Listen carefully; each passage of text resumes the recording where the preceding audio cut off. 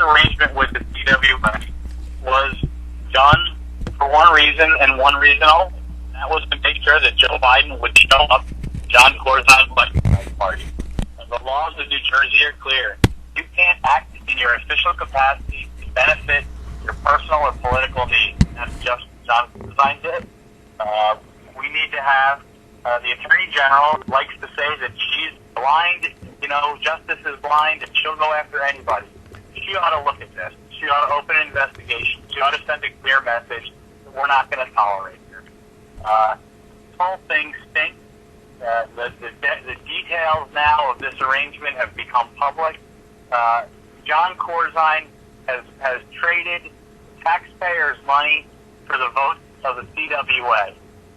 Plain and simple. He's guaranteed that there's a tax increase coming your way if you live in this state. He said, we're not going to do anything to shrink the size of state or state government. I won't lay anybody off. We won't shrink the workforce in any way as long as I'm governor. That is not what needs to happen. We are grossly out of whack. We've got more government than we can afford. We need to shrink government. We need to cut taxes. And Corzine has said, no, I'm not doing either. I need the votes of the public employees. And that's a shame. It's a shame for the people of the state, but it's great politically.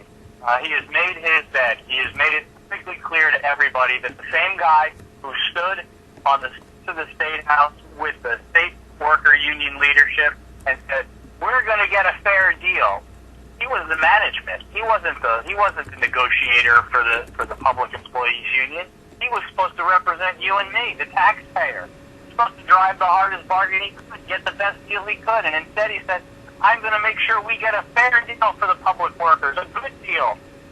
That's not his job. And with this deal, this latest deal, he made it clear that he's not on our side, he's on their side. He's there to represent whatever special interest wants to pull his string and call his tune. And he's really unmasked himself with this one. Senator Kaine, I think, threw out the number $40 million. Yeah, when you add up the cost of the vacation days and what the additional furlough days that he's given back would have saved, it's at least a $40 million cost to the taxpayer. It really is remarkable. But this isn't new for him, though. This isn't the first time he's pulled this. He's made it clear, whether it was Carla Katz or whoever succeeded her, he's made it clear that he is beholden to the public employee union in this state. If you're, I think it's one thing to be, pro-working man union. It's one thing to look out for the guy who works with his hands and leans on a shovel or builds the road. I think we can all be a little bit sympathetic to those folks, but listen, this is 100% taxpayer money that pays for the public employees, and the reality is we have too much government in this state. We can't afford it.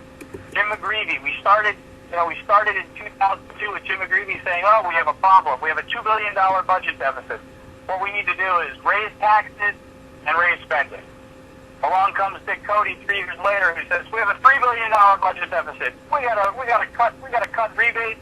We gotta increase spending. John Corzine comes along. Oh, it's a mess. We got a $4 billion budget deficit. Well, here we are, up to the biggest budget deficit we've ever had. Exceeds $4 billion, and Corzine still says we got to raise taxes. It doesn't take a rocket scientist to figure out that the answer is not taxing more and spending more. That the way to close the budget gap is we've got to stop spending. We've got to get the size of state government inside the boundaries of what the people of New Jersey can afford. They can't afford what we have. They certainly can't afford what John Corzine is proposing. And there's now a very fundamental and clear choice for voters in this state. If you think that state government takes too much of your money, is too big, then you ought to vote for Chris Christie.